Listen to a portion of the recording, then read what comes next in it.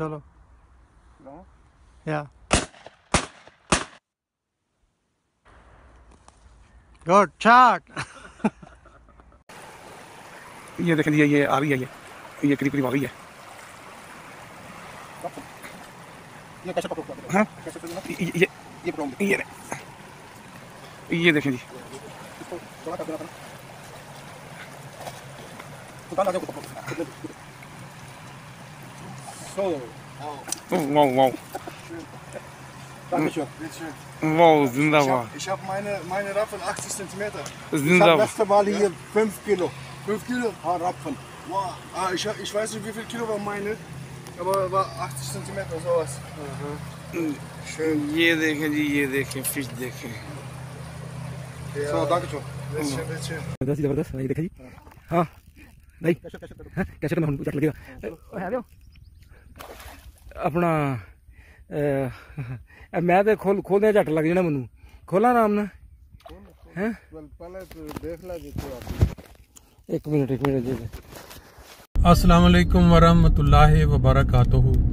दोस्तों आज 9 अप्रैल 2025 है और शाम जब सूरज ढल रहा होता है या गुरूब होने के करीब होता है, तो यहाँ जर्मनी के अंदर मुख्तलिफ जो गांव हैं छोटे छोटे, वहाँ का मंजर बड़ा हसीन खूबसूरत। इनको देख के हमारे अपने पाकिस्तान में जब हम अपने नानके या दादके गए होते थे और वहाँ गाँव की तरफ रुख किया होता, तो वहाँ वो याद आ जाता है।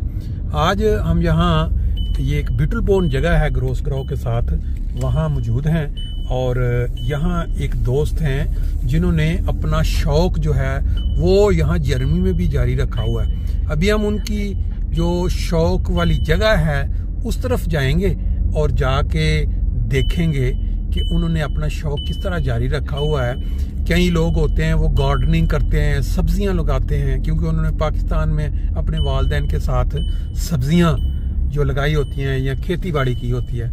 बाद लोग जो हैं वो स्पोर्ट्स के खिलाड़ी होते हैं, वो यहाँ आके इस तरह के जो बड़े बड़े ग्राउंड्स होते हैं वहाँ जाके रेगुलर स्पोर्ट्स करते हैं। फिर कई लोग होते हैं उन्होंने अपना वहाँ दुकानदारी की होती है, यहाँ आके फिर अपना दुकानें बना लेते हैं और उसमें कई लोगों ने और शौक रखे होते हैं। तो हम आज आपको वो वाला शौक भी दिखाते हैं। वो दोस्त उन्होंने मुझे एक्स्ट्रा कहा कि भाई मैं जो है ना यहाँ होता हूँ तो आप मेरी उस जगह पे ज़रूर तशरीफ़ लाएं। तो मैं ले जी, जैसा मैं ना आपको बता रहा था, आपने देखा होगा कि पाकिस्तान में मुख्तलिफ जगहों में या गाँव में लोगों ने स्पेशल किस्म की मुर्गियाँ या दूसरे परिंदे पाले होते हैं। तो यहाँ पे एक फ़िराइन है जिसको एक कमेटी कहते हैं, इलाके के लोग जो शौकीन होते हैं उन्होंने अपना शौक़ पूरा करने के लिए यहाँ मुख्तलिफ़ तरह की जो नस्लों की मुर्गियाँ, मुर्गे, कबूतर या दूसरे कोई और परिंदे जो स्पेशल बाज़ तुर्की की या बाज़ मिस्री मुर्गियाँ नस्लों की रखी होती हैं और पाकिस्तान में भी आपने देखा होगा। तो फिर उसके मुताबिक लोग इनका क्या कहते हैं, इनका ख्याल भी रखना होता है। एहतियातें गवर्नमेंट की तरफ से बाकायदा हदायत होती हैं किस तरह इनको बाकायदगी से आपने फीड करना है, किस तरह सफाई का ख्याल रखना है।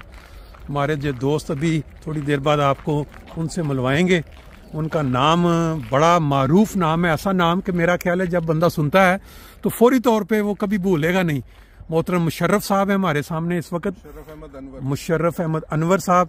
इन्होंने जिस तरह मैंने आपको बताया ना कि बुजुर्ग जब इंसान रिटायर हो जाता है या फिर बाद अपने अपने शौक कोई ना कोई ज़रूर रखता है, इन्होंने भी ये एक शौक अपना रखा है।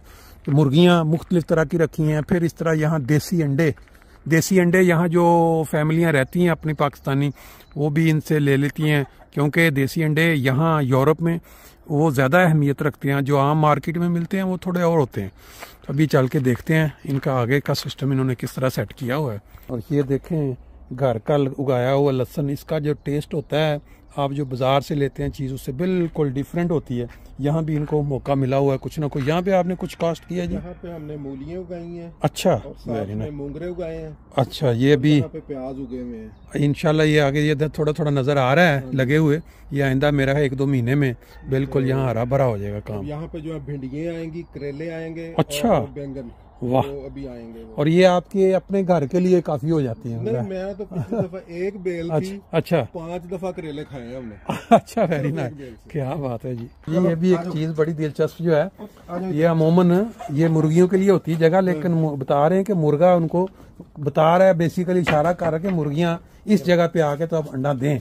और ये अब इनको खुराक क्योंकि लेके आए हैं, तो ये अब मेरा ख्याल है ये देखें जी, हम थोड़ा आगे हो जाते हैं क्योंकि ये सारा शौक की बात है।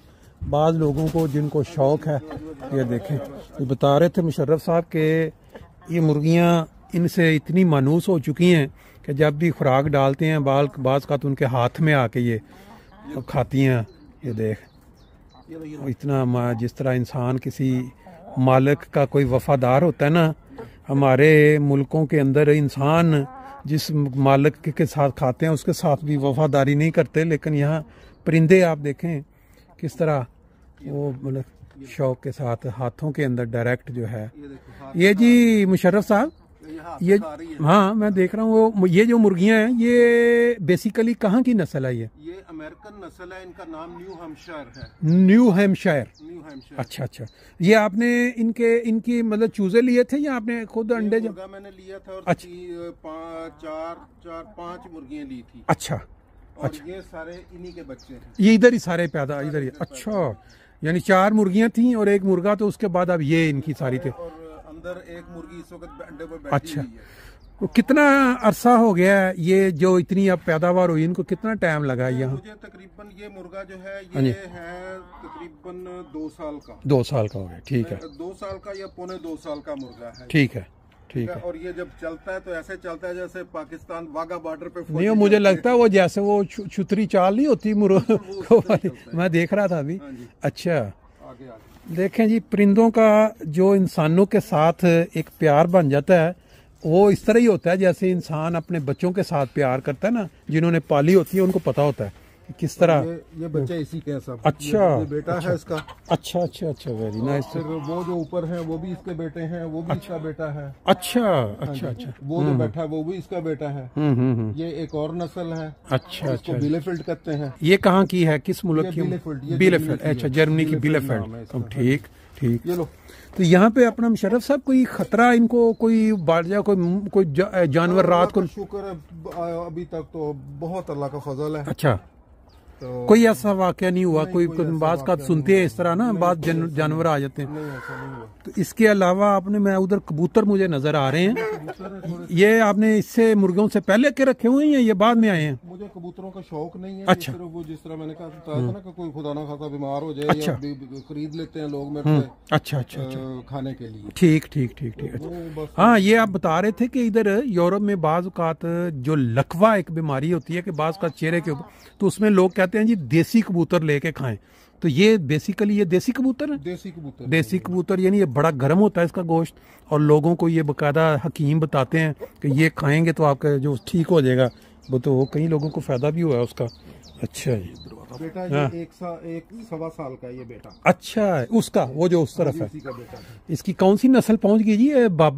दादा ते फिर अगे ओदे बाद पुत्र ते फिर पुत्र दे अगू पुत्र। वाह। और ये जो मुर्गा खड़ा ना ऊपर, ये वाले, अच्छा, लास्ट ईयर 1 अप्रैल की पैदाइश है ये। अच्छा, बाप इनका एक है? बाप वो एक है, ठीक हो गया। और वो वेरी नाइस, बहुत अच्छा जी। ले जी, ये देखें जी, नस्ल देखें इस मुर्गे की, आगे जो नस्ल है वो यहाँ तक और आगे, और बता रहे हैं कि अगर एक से दूसरी जगह जाएं तो वो मारते हैं बाकायदा कि ये अपने अपने हिस्से में रहो, दूसरे में नहीं जाना।